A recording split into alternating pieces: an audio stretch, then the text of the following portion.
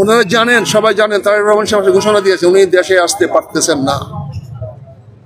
উনি জানিয়ে দিয়েছেন আমি দেশে আসতে পারতেছি না। কি তার মানে কে? 100 বার সরকারের ষড়যন্ত্র, 100 বার।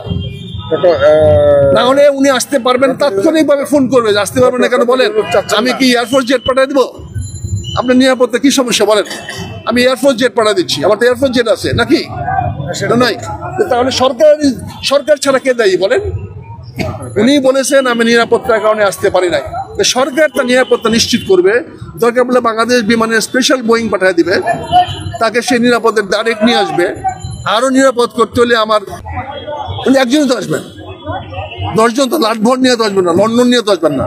তিনি একটা নিয়ে চলে আসতে পারতেন, কিন্তু সরকার চাচ্ছে না বলে তারেক রহমান এই স্টেটমেন্টটা দিতে বাধ্য হয়েছে।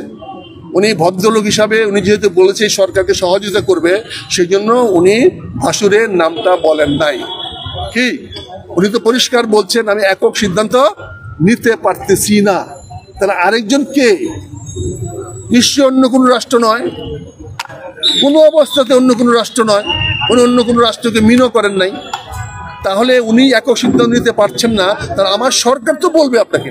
এবং উনি কতটুকু ভদ্র দেখেন, উনি জনগণকে সরাসরি ধন্যবাদ না জানিয়ে ওনাকে ধন্যবাদ জানিয়েছেন। উনি প্রধান উপদেষ্টাকে ধন্যবাদ জানিয়েছেন, যে আপনি কেয়ার নিয়েছেন, সবকিছু দেখতেছেন, ভালো করতেছেন, ধন্যবাদ। কিন্তু ওনার বক্তব্যটা হইতে পারতো জনগণের উদ্দেশ্যে। আমি এই কারণে আসতে পারতেছি না, আমি আসতে চাই, ব্যবস্থা করার জন্য সরকারের কাছে অনুরোধ জানাচ্ছি, এটা বলতে পারতো।